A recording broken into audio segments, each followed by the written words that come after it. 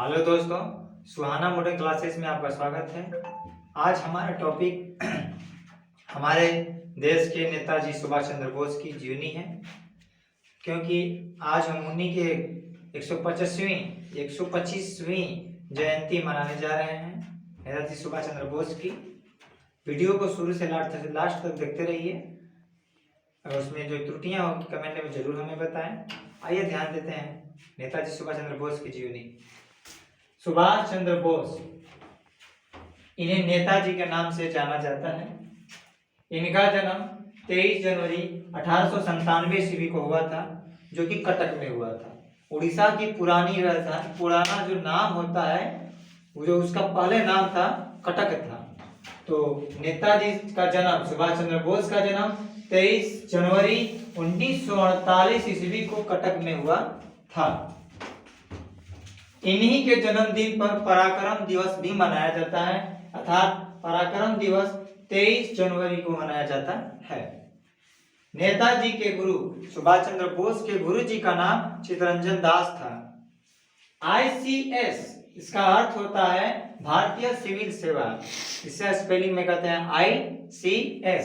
इसका अर्थ होता है भारतीय सिविल सेवा का स्थापना 1919 में हुआ था, जब वो लंदन गए थे। वहां से वो पढ़ाई किए थे। ICS के नेताजी सुभाष चंद्र बोस वहां जाके वो पढ़ाई किए थे, लंदन में जाके।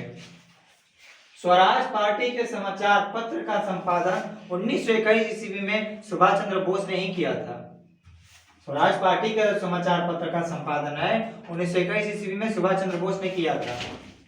अखिल भारतीय युवा कांग्रेस का अध्यक्ष 1923 ईस्वी में सुभाष चंद्र बोस को ही बनाया गया। अखिल भारतीय युवा कांग्रेस के अध्यक्ष 1923 ईस्वी में सुभाष चंद्र बोस को बनाया गया। क्रांतिकारी आंदोलन के कारण वह जेल 11 बार गए थे। उस समय 1925 ईस्वी में सुभाष चंद्र बोस क्रांतिकारी आंदोलन के कारण 11 बार जेल गए थे। इनको क्रांति में रहने का बहुत ज्यादा शौक था। यह हमेशा गर्म दल के इंसान थे। नमक सत्याग्रह में, जब 1930 ईस्वी में नमक सत्याग्रह गांधी जी द्वारा चलाया जा रहा था, उस समय ये भी उनमें भाग लिए थे। द इंडिया स्ट्रगल पुस्तक के पहले भाग नेताजी सुभाष चंद्र बोस ने 1930 ईस्वी में लिखा। कलकत्ता के मेयर तथा भारतीय यूनियन कांग्रेस के अध्यक्ष सुभाष चंद्र बोस को 1930 ईस्वी में बनाया गया। कलकत्ता के मेयर और भारतीय यूनियन कांग्रेस के अध्यक्ष 1930 ईस्वी में सुभाष चंद्र बोस को बनाया गया।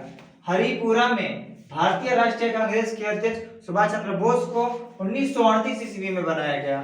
फिर पुनः उसी समय राष्ट्रीय योजना आयोग का गठन किया गया, जो 1938 ईस्वी में हुआ था।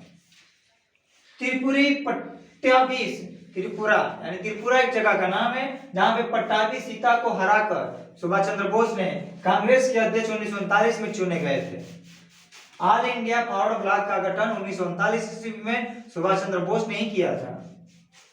आजाद हिंद फौज का कमान, आजाद हिंद फौज का जो उनका कमान था सुभाष चंद्र बोस को ही सौंपा गया 1939 ईस्वी में, नहीं सॉरी 4 जुलाई 1943 ईस्वी में।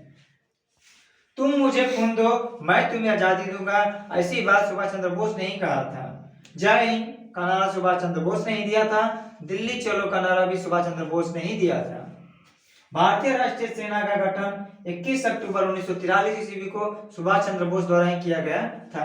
गांधी जी को राष्ट्रपिता सुभाष चंद्र बोस ने 6 जुलाई 1944 ईस्वी में कहा था। गांधी जी को राष्ट्रपिता के नाम से संबोधित सुभाष चंद्र बोस ने 6 जुलाई 1944 ईस्वी में किया था। नेताजी की जयंती, आज हम लोग 125वीं जयंती मना रहे हैं, क्योंकि सुभाष चंद्र बोस का जन्म 23 जनवरी 1897 ईस्वी को कटक में हुआ था और उनसे आज तक कुल मिलाकर 125वीं जयंती उनकी मनाई जा रही है। सरकार ने इनकी याद में अंडमान निकोबार के 3 द्वीपों का नाम परिवर्तन कर दिया। वो हमारे देश के पीएम दामोदर दास नरेंद्र मोदी ने इन 3 द्वीपों का नाम बदल दिया। जो पहले राष्ट्र द्वीप था, आज उसका नाम नेताजी सुभाष चंद्र बोस द्वीप है। जो नील द्वीप था, आज उसका नाम शहीद द्वीप है। जो हैवलॉक द्वीप था, आज उसका नाम स्वराज द्वीप है। यह सब सिस्टम 30 दिसंबर 1948 को 30 दिसंबर 2018 को पीएम मोदी के द्वारा घोषणा किया गया था। अंडमान निकोबार में झंडा फहराने वाला पहला व्यक्ति सुभाष चंद्र बोस हैं, जिन्होंने 1943 ईस्वी में इन्होंने अंडमान निकोबार द्वीप पर जाके झंडा फहराया था। नेताजी के माता जी का नाम, सुभाष चंद्र बोस के माता जी का नाम प्रभावती देवी था और उनके पिताजी का नाम जानकीनाथ बोस था। वह अपने परिवार में 14 भाई बहनों में थे। उनकी 6 सिस्टर यानी 6 बहन और 8 भाई थे, जिन्होंने में वह भाइयों में 5वें स्थान पर थे और परिवार में 9वें स्थान पर थे।